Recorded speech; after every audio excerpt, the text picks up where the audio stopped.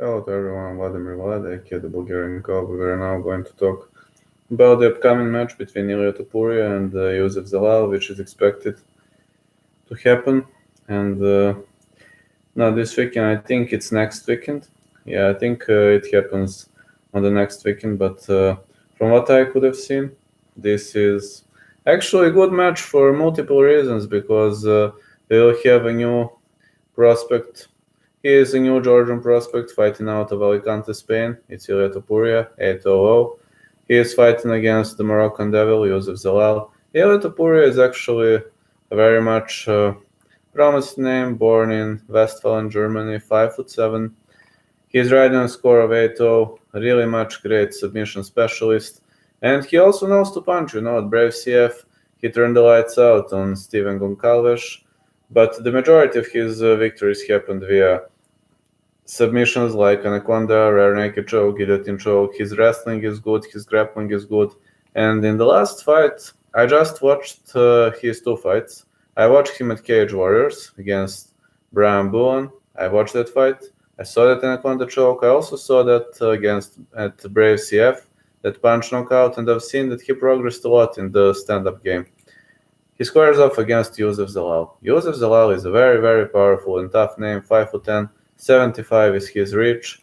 On the other side, Topuria is going to face reach disadvantage, but not particularly big reach disadvantage. Anyway, Youssef Zalal is so powerful, man. Youssef Zalal is very powerful fighter, born Casablanca, Morocco, fighting out of Denver, Colorado. And in the UFC, Youssef Zalal is riding on a great score of 3-0 with decision wins over Austin Lingo, Jordan Griffin, and Peter Barrett. So, Youssef Zalal is one of the toughest opponents one can get, but great, fearsome striker with great levels of stamina and great levels of takedown defense. But anyway, Ilia Topuria's wrestling is on another level. That's number one. He knows to trade shots, but he's more of a tactical fighter, which means Zalal is having advantage in the stand-up. But when it comes to cardio, it's gonna be hard. It's gonna be hard to say whose cardio is better because the